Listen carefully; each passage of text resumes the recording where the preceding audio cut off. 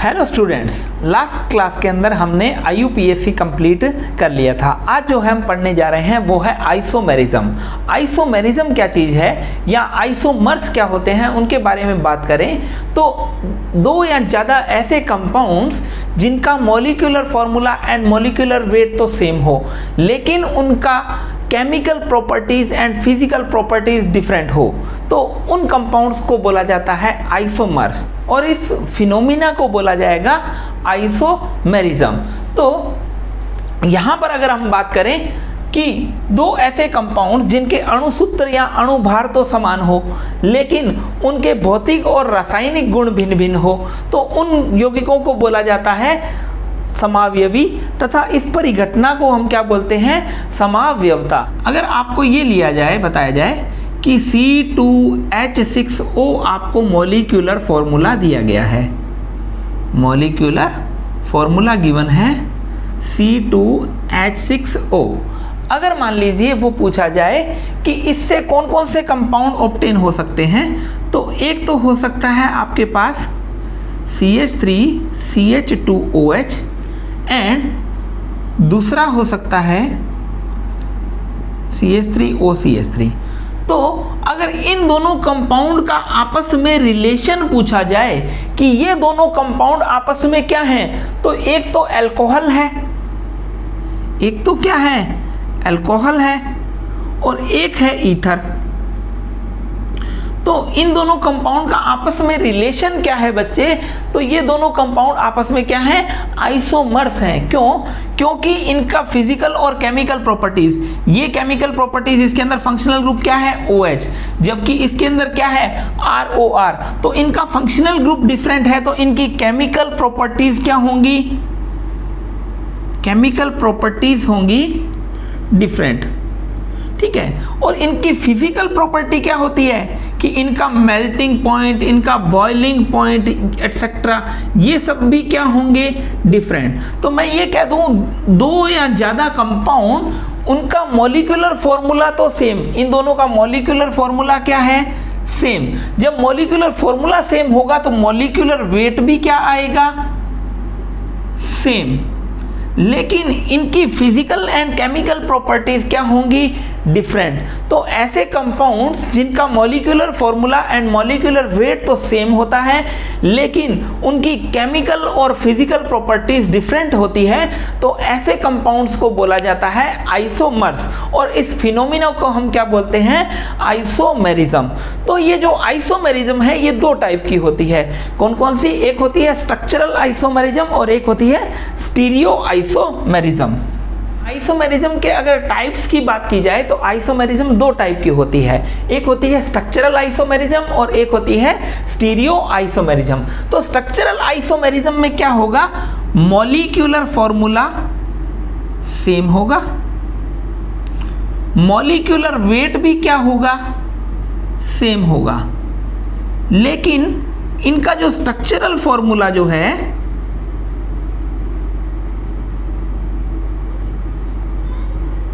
वो क्या होगा, डिफरेंट होगा।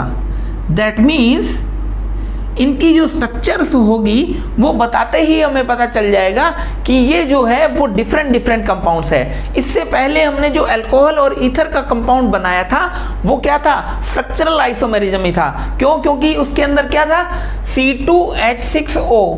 तो आपने इसके अगर बनाए तो एक तो बना आपको CH3CH2OH और एक मिला आपको CH3OCH3। तो इन कंपाउंड्स का मॉलिक्यूलर फॉर्मूला तो सेम है, मॉलिक्यूलर वेट भी सेम है, लेकिन स्ट्रक्चर बनाते ही आपको आइडेंटिफाई हो गया कि ये दोनों क्या हैं, डिफरेंट कंपाउंड्स है।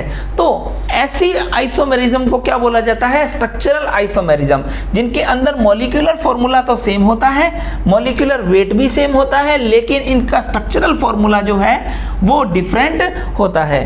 तो अगर स्टीरियो आइसोमेरिज्म की बात की जाए तो ये इससे किस तरीके से डिफरेंट है, स्टीरियो आइसोमेरिज्म के अंदर molecular formula same, molecular weight same, structural formula भी same.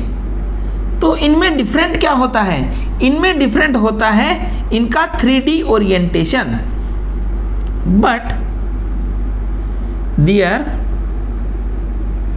3D orientation is different। तो ऐसे आइसोमर्स को हम बोलते हैं स्टीरियो आइसोमर्स। अब हम पहले बात कर लेते हैं स्ट्रक्चरल आइसोमेरिज्म की। तो स्ट्रक्चरल आइसोमेरिज्म में हमें पता चल रहा है कि इनका मॉलिक्यूलर फॉर्मूला सेम होगा, मॉलिक्यूलर वेट भी सेम होगा, लेकिन इनका स्ट्रक्चरल फॉर्मूला जो है वो क्या होगा, डिफरेंट होगा। तो स्ट्रक्चरल आइसोमेरिज्म जो है वो आगे फर्दर 6 टाइप्स के अंदर डिवाइड की जा सकती है। तो सबसे पहला जो टाइप है वो है चेन आइसोमेरिज्म।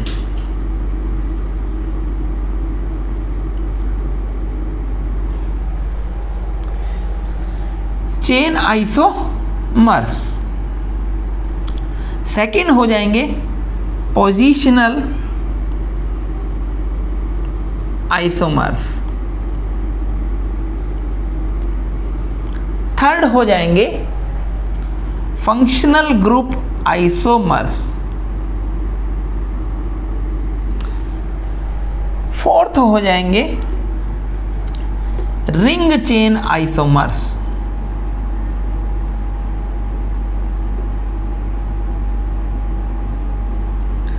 फिफ्थ हो जाएंगे टॉटोमर्स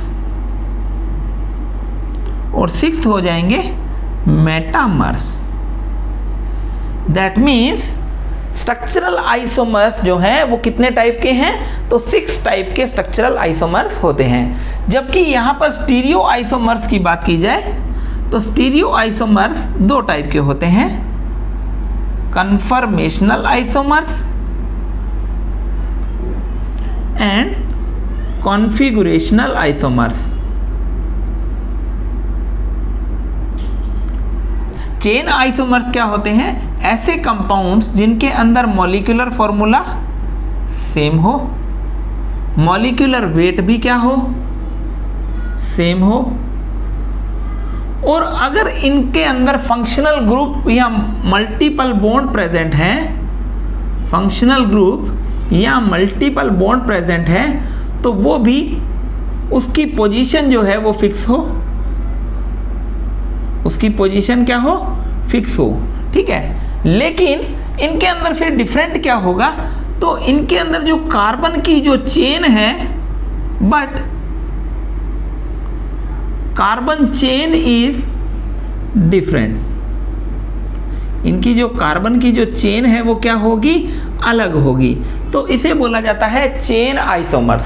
तो हम एक एग्जांपल से चलते हैं कि अगर मान लीजिए आपको पूछा जाए C4H10 के कंपाउंड्स बनाइए आप, ठीक है। तो जब भी आपको C4H10 के कंपाउंड्स बनाने होंगे, आप क्या करेंगे, कार्बन को एक लाइन के अंदर बना देंगे, है ना। सेकेंड आप क्या करेंगे, एक कार्बन को ऊपर से तोड़ लेंगे, तो कार्बन कितने बचे आपके पास, 3। तो आप अगर फर्स्ट या फोर्थ पे लगाते हैं तो यही बन जाएगा, लेकिन अगर आप बीच वाले पे लगा देते हैं तो कार्बन की चेन जो है वो क्या हो गई, डिफरेंट हो गई।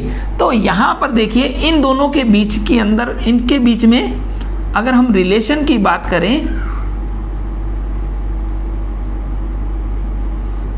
इन दोनों के बीच में हम रिलेशन की बात करें तो इसे बोला जाता है एन ब्यूटेन, और ये क्या हो जाएगा, आइसोब्यूटेन। ये दोनों कॉमन नेम है। अगर इसका IUPAC नेम देखें तो इसे बोला जाएगा ब्यूटेन और इसे बोला जाएगा 2-मिथाइल प्रोपेन। ठीक है, इसे क्या बोला जाएगा, 2-मिथाइल प्रोपेन, जबकि इसे क्या बोला जाएगा, ब्यूटेन बोला जाएगा। ठीक है, तो अगर इन दोनों की अगर बात करें तो यहां पर इनका मॉलिक्यूलर फॉर्मूला सेम है, मॉलिक्यूलर वेट भी क्या है, सेम है, molecular formula same, molecular weight same, functional group multiple bond इसमें प्रेजेंट ही नहीं है। तो लेकिन इनकी कार्बन की जो चेन है, एक में तो स्ट्रेट लाइन जा रही थी, लेकिन एक में क्या हो गई, ब्रांचिंग हो गई। तो ये दोनों कंपाउंड आपस में कैसे हैं, ये दोनों कंपाउंड आपस में चेन आइसोमर्स हैं। ठीक है, तो इसमें फर्दर एग्जांपल की बात करें,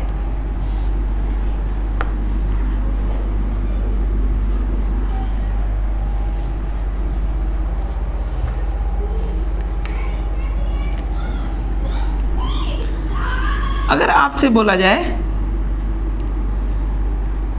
C4H8, तो आप क्या बनाएंगे? C4H8 के अंदर आप एक तो बना देंगे 1 ब्यूटीन, और सेकंड जो है वो बना देंगे आप ये। ठीक है, तो इन दोनों की अगर हम बात करें तो ये दोनों आपस में क्या है? मल्टीपल बॉन्ड, पोजीशन फिक्स है। इनके अंदर अगर हम बात करें, इन दोनों की अगर बात करें तो क्या हो जाएगा? इनका molecular formula same, molecular weight same, multiple bond की पोजीशन भी क्या है? 1 नंबर। ठीक है, लेकिन इनकी कार्बन की जो चेन है वो क्या है? डिफरेंट। तो ये दोनों आपस में क्या हो जाएंगे? चेन आइसोमर्स हो जाएंगे। तो इन्हें क्या बोला जाएगा? चेन आइसोमर्स बोला जाएगा। तो आपको अगर चेन आइसोमर्स की बात करनी हो तो आप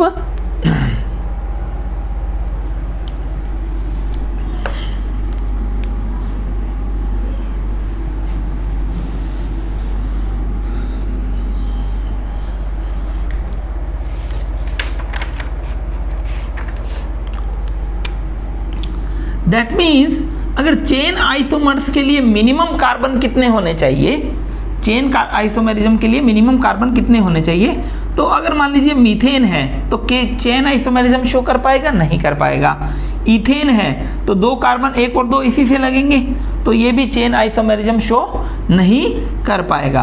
अगर प्रोपेन है तो ये भी कोई चेन आइसोमेरिज्म शो नहीं कर पाएगा। तो कम से कम कार्बन कितने होने चाहिए? यहाँ पर 4 कार्बन होने चाहिए। तो कम से कम 4 कार्बन होंगे तो वो चेन आइसोमेरिज्म को शो कर पाएगा। पोजिशनल आइसोमर्स, पोजिशनल आइसोमर्स क्या होते हैं? ऐसे कंपाउंड जिनके अंदर molecular formula same, molecular weight same,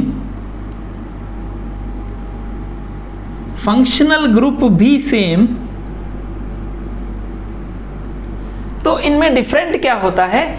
इनमें जो फंक्शनल ग्रुप की position, functional group multiple bond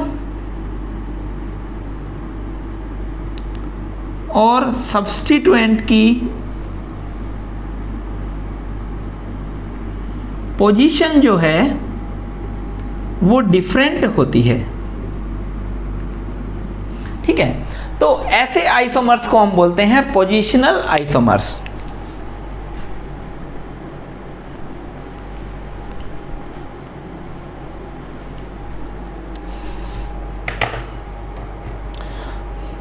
तो पोजिशनल आइसोमर की अगर बात की जाए तो आपसे अगर ऐसे दे दिया जाए, फॉर एग्जांपल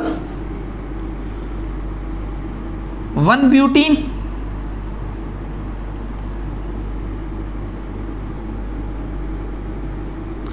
एंड 2 ब्यूटीन,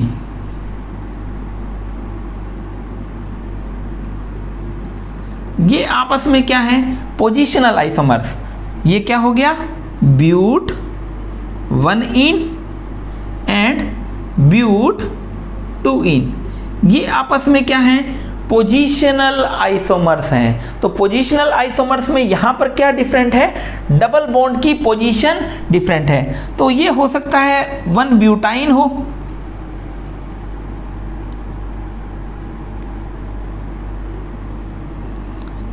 और 2 ब्यूटाइन ले लें आप,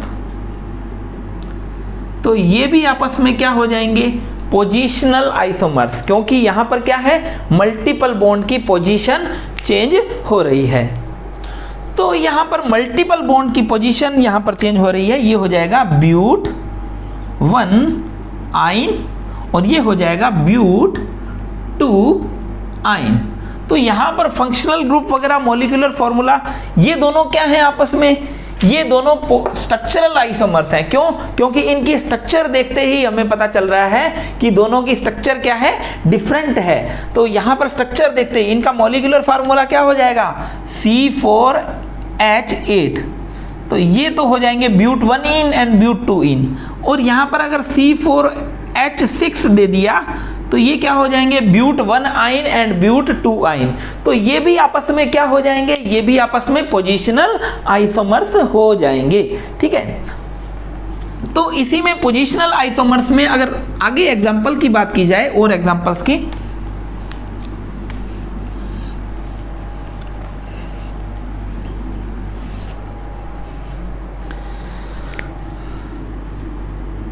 तो आपसे इस तरीके से दे दिया जाए 1 ब्यूटेनॉल एंड 2 ब्यूटेनॉल,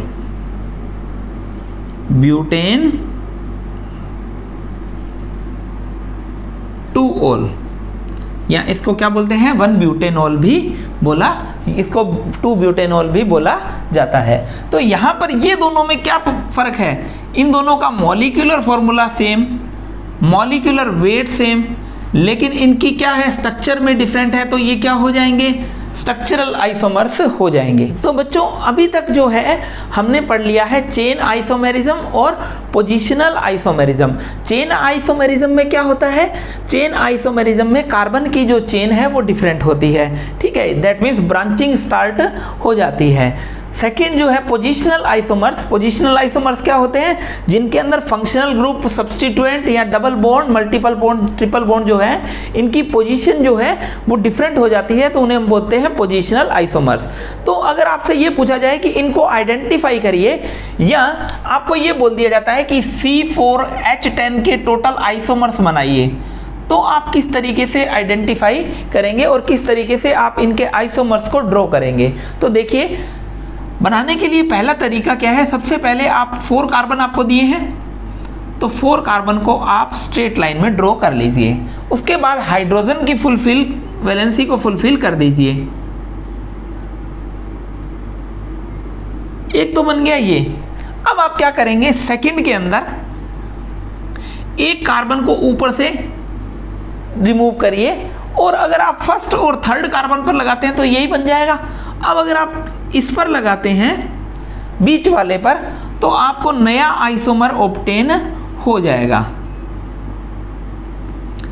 तो इन दोनों को पूछा जाए कि ये दोनों आपस में क्या हैं, तो ये आइसोमर्स हैं। क्यों? क्योंकि इनका मॉलिक्यूलर फॉर्मूला सेम है, मॉलिक्यूलर वेट भी सेम है, लेकिन इनकी स्ट्रक्चर जो है वो क्या है, डिफरेंट है। तो इसे क्या बोला जाएगा, एन ब्यूटेन या फिर ब्यूटेन, है ना, इसे क्या बोला जाएगा, एन ब्यूटेन। और ये क्या हो जाएगा, आइसोब्यूटेन, आइसोब्यूटेन हो जाएगा।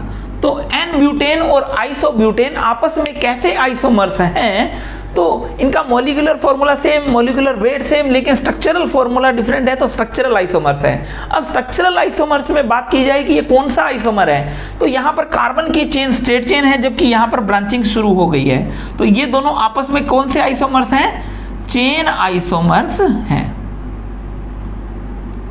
ये कैसे आइसोमर्स हैं, आपस में चेन आइसोमर्स हैं। ठीक है, तो अब अगर आगे बात की जाए,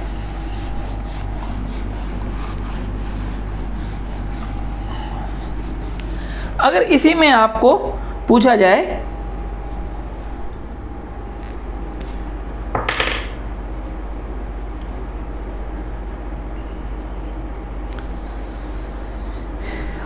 इसी में आपसे पूछा जाए कि C5H12 के टोटल आइसोमर बनाइए, और जो आइसोमर्स आपको मिल रहे हैं उनको आइडेंटिफाई करिए। तो क्वेश्चन क्या है,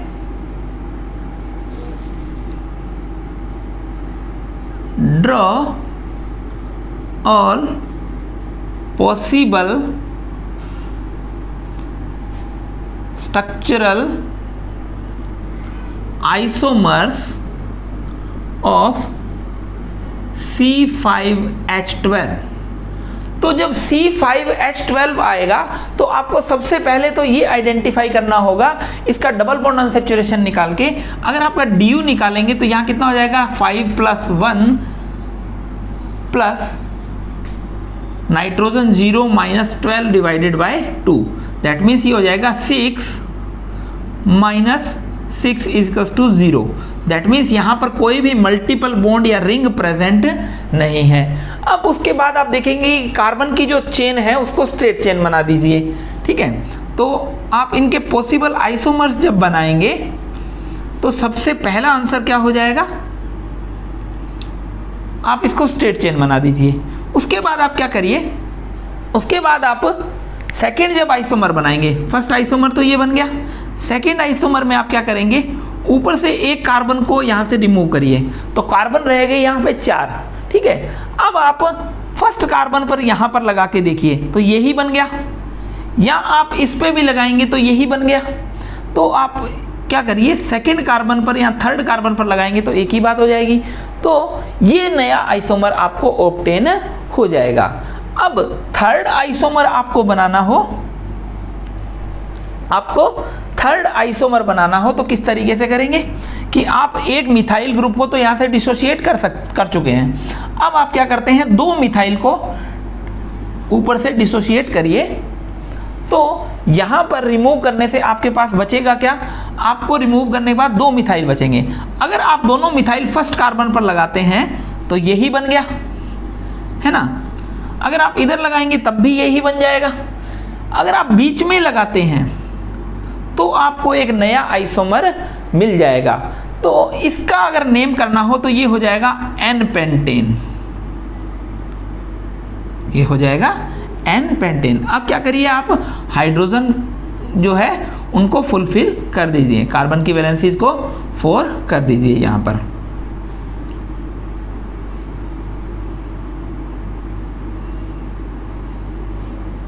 ठीक है, यहां पर ये जो है इसे क्या बोला जाएगा, इसे बोला जाएगा आइसो। ये जो ग्रुप है उसे क्या बोला जाता है, आइसो। तो आइसो के बाद टोटल कार्बन कितने हो गए, 5, तो आइसोपेंटेन ये हो जाएगा, ये क्या हो जाएगा, आइसोपेंटेन हो जाएगा। अब थर्ड की अगर आप बात करेंगे तो ये हो जाएगा नियोपेंटेन, ये क्या हो जाएगा, नियोपेंटेन। तो ये तीनों आपस में क्या हैं, यहां पर और कुछ भी चेंज नहीं आ रहा है। यहां पर क्या हो रहा है, यहां पर सिर्फ और सिर्फ कार्बन के अंदर ब्रांचिंग स्टार्ट हो रही है। तो ये तीनों क्या है, फर्स्ट, सेकंड एंड थर्ड क्या है, चेन आइसोमर्स हैं। कैसे आइसोमर्स हैं, चेन आइसोमर्स। तो आप इसको कैसे आइडेंटिफाई करेंगे, चेन आइसोमर्स में क्या होता है, कार्बन की चेन में डिफरेंस हो जाता है, जिससे क्या हो जाता है, आपको नए आइसोमर ऑब्टेन होते हैं। अब आपसे ऐसा नया क्वेश्चन पूछा जाए कि C6H14 के नए आइसोमर्स बनाइए, जितने आइसोमर्स पॉसिबल हैं वो सभी को बनाइए और उनको क्या करिए, आइडेंटिफाई करिए कि वो चेन आइसोमर्स हैं या पोजिशनल आइसोमर्स हैं। क्यों अभी तक ऐसा सवाल क्यों दे रहे हैं, क्योंकि हमने सिर्फ और सिर्फ 2 ही टाइप की आइसोमेरिज्म स्टडी की है। तो इन्हीं पर बेस्ड जो क्वेश्चन है वो मैं आपको दे रहा हूं, ठीक है। तो आपको जब भी इस तरीके का कोई भी क्वेश्चन आता है तो आपको सबसे पहले क्या आइडेंटिफाई करना है, सबसे पहले आइडेंटिफाई करना है कि डबल बॉन्ड अनसैचुरेशन कितना है। तो अगर आप इस कंपाउंड का DU निकालेंगे तो वो कितना आएगा, 0 आएगा। क्यों, क्योंकि एल्केन का फॉर्मूला है तो DU कितना आएगा, 0 आएगा। जब DU 0 आएगा दैट मीन्स ये क्या है, एल्केन है। ना तो ये साइक्लो एल्केन हो सकता, ना कहीं डबल बॉन्ड प्रेजेंट हो सकता है। तो यहां पर हम क्या करेंगे, कार्बन की चेन को स्ट्रेट चेन बनाएंगे। सबसे पहला आइसोमर क्या मिलेगा, 1 2 3 4 5 एंड 6। तो इसे बोला जाता है N-हेक्सेन, N-हेक्सेन बोला जाता है, ठीक है। तो सबसे पहला आइसोमर बन गया ये वाला। अब आपको सेकेंड आइसोमर जब बनाना हो तो आप क्या करेंगे, सेकेंड आइसोमर जब आप बनाएंगे तो आप क्या करिए, एक कार्बन को यहाँ से ऊपर से रिमूव कर लीजिए। तो यहाँ पर कितने बच गए, 5, ठीक है। अब 5 कार्बन जो हैं उनको आइडेंटिफाई करिए। ये ए टाइप का कार्बन, ये भी ए टाइप का कार्बन, ये बी टाइप का कार्बन, ये बी टाइप का कार्बन, और ये सी टाइप का कार्बन। ठीक है, तो आप क्या करिए, पहले ए पे लगाते हैं तो ये ऊपर वाला बन जाएगा, बी पे लगा सकते हैं या सी पे लगा सकते हैं। तो जो ऊपर से मिथाइल को आपने रिमूव किया है उसको बी और सी पर लगा के दो आइसोमर को बना लीजिए। आप क्या करिए, एक आइसोमर तो बन गया ये वाला, एक आइसोमर मिल गया ये वाला। ठीक है, तो ये आइसोमर आपको ऑब्टेन हो जाएंगे।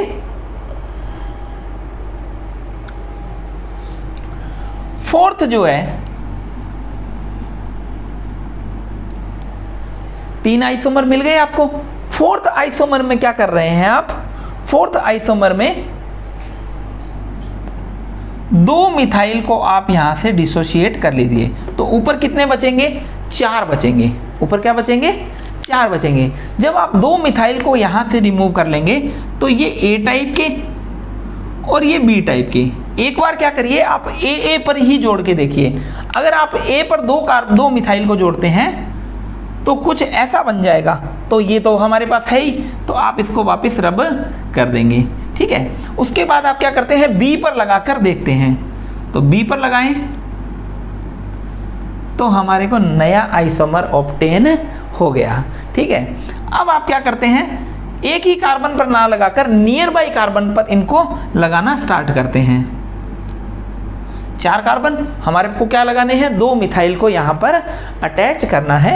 तो आप क्या करेंगे, सबसे पहले तो आप क्या करेंगे, फर्स्ट कार्बन पर आप 2 मिथाइल को फर्स्ट और सेकंड पर अगर आप लगा लेते हैं, ये फर्स्ट और ये सेकंड, तो ये बन गया।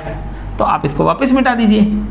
ठीक है, तो अब आप क्या करते हैं, सेकंड और थर्ड पर लगा दीजिए। अब नया आइसोमर आपको ऑब्टेन हो गया है। तो अब यहां पर क्या करिए, हाइड्रोजन की वैलेंसीज को फुलफिल कर दीजिए।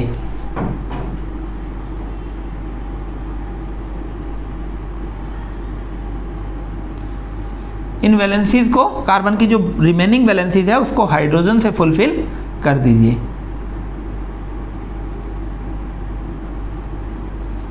ठीक है,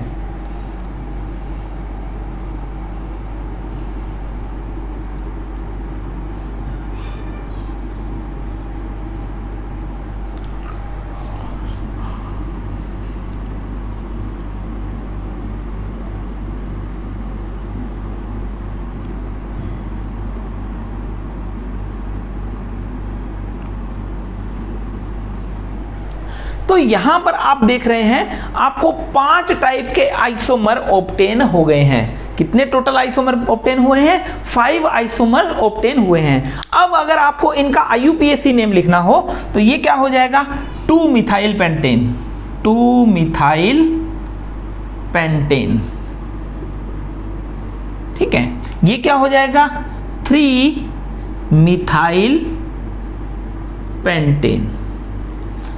अब यहां पर जो है आपको क्या ऑब्टेन होगा, 2,2 डाई मिथाइल ब्यूटेन, और ये क्या बन जाएगा, 2,3 डाई मिथाइल ब्यूटेन। तो अब अगर आप यहां पर देखेंगे कि फर्स्ट एंड सेकंड, ठीक है, और आपसे पूछ लिया जाए second and fourth, second and fourth, आपसे पूछ लिया जाए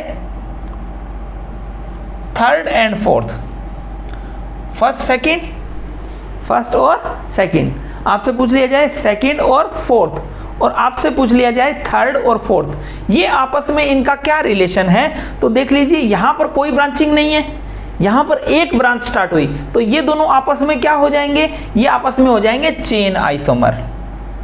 ये कैसे आइसोमर हो जाएंगे, चेन आइसोमर्स हो जाएंगे। अब अगर आपसे पूछ लिया जाए सेकंड और फोर्थ, सेकंड में एक ब्रांच है जबकि फोर्थ के अंदर क्या हो गई, 2 ब्रांच हो गई, तो ये भी क्या हो जाएंगे, चेन आइसोमर्स हो जाएंगे।